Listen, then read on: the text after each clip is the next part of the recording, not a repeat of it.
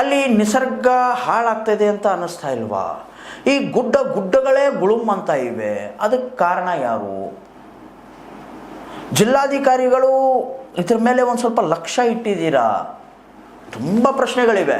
But ಆದರೂ ಕೂಡ ಇವಾಗ RTIನಲ್ಲಿ ಹಾಕಿದ್ದೀವಿ. RTI ಏನು ಹೇಳುತ್ತೆ ಅದನ್ನು ಕೂಡ ನೋಡಬೇಕು. ಯಾರ ಹೆಸರ ಮೇಲೆ ಪರ್ಮಿಷನ್ಸ್ ಇವೆ, ಯಾರ ಹೆಸರ ಮೇಲೆ ಪರ್ಮಿಷನ್ಸ್ ಇಲ್ಲ, ಆ ಒಂದು ಜಾಗದಲ್ಲಿ ಪರ್ಮಿಷನ್ಸ್ ಮಾಡ್ತಾ ಇದ್ದಾರೆ. ಪರ್ಮಿಷನ್ಸ್ ತಗೊಂಡ್ರೆ ಎಷ್ಟು ಎಕರೆಗಳಿಗೆ ಪರ್ಮಿಷನ್ ತಗೊಂಡಿದ್ದಾರೆ? ಏನಕ್ಕಂತಂದರೆ ನೂರಾರು ಎಕರೆ ಗುಡ್ಡವನ್ನು ಗುಳುಮ್ ಮಾಡ್ತಾ ಇದ್ದಾರೆ ಅಲ್ಲಿ. ಹೌದಾ?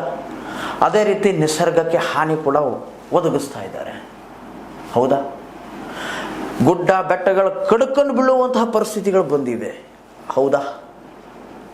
ಹಿಂದೆ ಜನಾರ್ದನ್ ರೆಡ್ಡಿ ಅವರು ಮೈನಿಂಗ್ ಮಾಡ್ತಾಯಿದ್ರು, ಉಕ್ಕು, ಐರನ್. ಇವಾಗಲೂ ಕೂಡ ನಡೀತಾ ಇದೆ. I am not denying that ಅಲ್ಲಿ ನಡೀತಾ ಇಲ್ಲ ಅಂಥೇಳಿ. ಬಟ್ ಅವಾಗ ಅವರು ಸ್ವಲ್ಪ ಇಲ್ಲಿಗಲ್ ಆಗಿ ಮಾಡ್ತಾಯಿದ್ರು. 1 ಎಕರೆ ಹೇಳೋದು, 100 ಎಕರೆಯನ್ನು ಮೈನಿಂಗ್ ಮಾಡೋದು. ಇಲ್ಲೂ ಕೂಡ ಅದೇ ರೀತಿ ಆಗ್ತಾ ಇದೆಯಾ?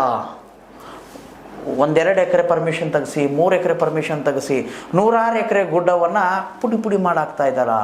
100 ಎಕರೆ ನಿಸರ್ಗವನ್ನು ಹಾಳು ಮಾಡ್ತಾ ಇದ್ದಾರಾ? ನೋಡೋಣ, ಕಾದು ನೋಡೋಣ. RTIಗಂತೂ ಹಾಕಿದ್ದೀವಿ, ಯಾರ ಹೆಸರ ಮೇಲೆ ಪರ್ಮಿಷನ್ ಐತೆ, ಎಷ್ಟು ಎಕರೆ ಐತೆ ಅಂತ ಹೇಳಿ.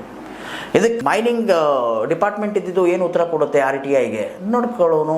ಆಮೇಲೆ ಇದನ್ನು ನಾವು ತಮ್ಮ ಮುಂದೆ ಅತಿ ಶೀಘ್ರದಲ್ಲೇ ಇದರಲ್ಲಿ ಯಾರ ಹೆಸರ ಮೇಲೆ ಲೈಸೆನ್ಸ್ ಐತೆ, ಯಾರ ಹೆಸರ ಮೇಲೆ ಲೈಸೆನ್ಸ್ ಇಲ್ಲ, ವಿದೌಟ್ ಲೈಸೆನ್ಸ್ ಆಗಿರುವಂತಹ ಮೈನಿಂಗ್ಗಳನ್ನು ಬಂದ್ ಮಾಡಿಸ್ತಾರ ತಹಸೀಲ್ದಾರರು, ಬಂದ್ ಮಾಡಿಸ್ತಾರ ಜಿಲ್ಲಾಧಿಕಾರಿಗಳು, ಕಾಯ್ದು ನೋಡಬೇಕಾಗಿದೆ. ಇದಾಗಿತ್ತು ಇವತ್ತಿನ ಸುದ್ದಿ. ಇನ್ನಷ್ಟು ಸುದ್ದಿಗಳಿಗಾಗಿ ಸದಾ ಫಾಲೋ ಮಾಡ್ತಾರೆ S60 ನ್ಯೂಸ್.